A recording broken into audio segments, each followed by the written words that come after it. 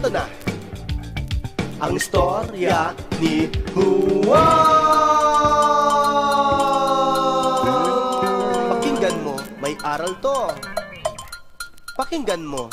Marunong ka na bang humanap ng chika? Marunong ka na bang dumiga ng tama? Ako ay narito, may payo sa iyo. Huwag kang dalas-dalas, baka ikaw ay madulas. Katulad ni Juan, anak ni Mang Teban, maaga natikman ang kulot pukyutan. Wala siyang ginawa kundi pumorma ng pumorma. Tuwing lumalabas, iba't iba ang kasama. Mahilig sa tipar itong anak ni Mang Teban. Sa kapoporma niya, na-met niya si Pilar. Nabihali si Juan, sa ganda ni Pilar, balingkinitang katawan, mga matang mapupungay. Tinutukan ni Juan, sa party si Pilar, marami ang tuloy ang kay Juan ay naasar.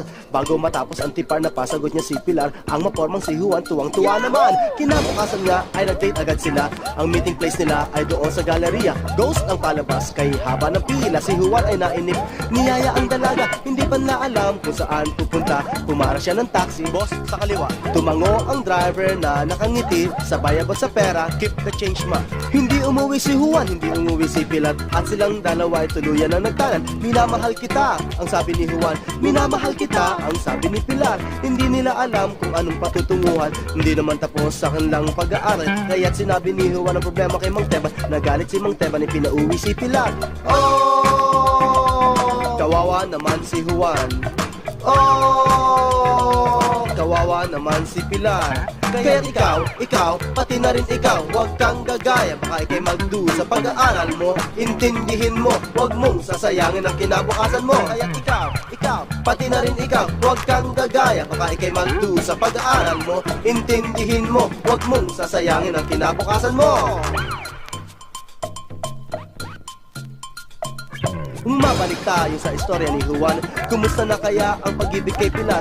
Ano ang sabi mo? Hindi nagkatuluyan? Bakit pa ano? Sa galit ni Teban sila'y pinaglayo. Ang mapormang si Juan ay lulugo-lugo. Nagrebelde si Juan, iniwan si Mang Teban. Siya ay lumayo, sugatan ang puso. Ang mayuming si Pilar, muli ay nag-aral. Pinatawad ng ama, pinatawad ng ina. Araw, buwan, taon ang nagdaan. At itong si Pilar, dumalaw kay Mang Teban. Tapos na po ako sa aking pag-aaral. Hinahangad ko po na makita si Juan. Nalungkot si Mang Teban na alala si Juan. Pagluha ay pinigil ngunit lumuha rin. Si Juan, mahal niya si Juan. Hindi matitiis, siya dugo niya at laman. Si Juan, mahal siya ni Pilar. Kailangan siyang hanapin ang sabi ni Mang Teban. Kaya't doon, bandang Ilocos Sur, nakita si Juan, nagpapatag ng daan. Si Mang Teban, si Pilar, pati na si Juan. Damdamin di napigil sila'y nagyakapan. Ilang taon pa ang matuling nagdaan. At itong si Juan, tapos na rin ang pag-aaral. May negosyo si Mang Teban, teacher si Pilar, engineer si Juan, kontraktor ng daan. At iyan ang istorya ni Juan. Sana'y nakuha nyo ang itinuturong aral. Mabuti na lang at mayroon siyang Pilar. Mabuti na lang nandyan si Mang Teban. Oh, paano na kung wala? Oh, edi kawawa si Juan. Kaya ikaw, pati na rin ikaw, huwag kang gagaya. Baka ikay magdu sa pag-aaral mo. Intindihin mo, huwag mong sasayangin ang kinabukasan mo. Kaya ikaw, pati na rin ikaw, huwag kang gagaya. Baka ikay magdu sa pag-aaral mo. Intindihin mo, huwag mong sasayangin ang kinabukasan mo. At iyan ang istorya ni Juan. Iyan ang istorya ni Juan. At iyan ang istorya ni Juan. Iyan ang istorya ni Juan. May aral nga. May aral niya. May moral lesson. May aral niya.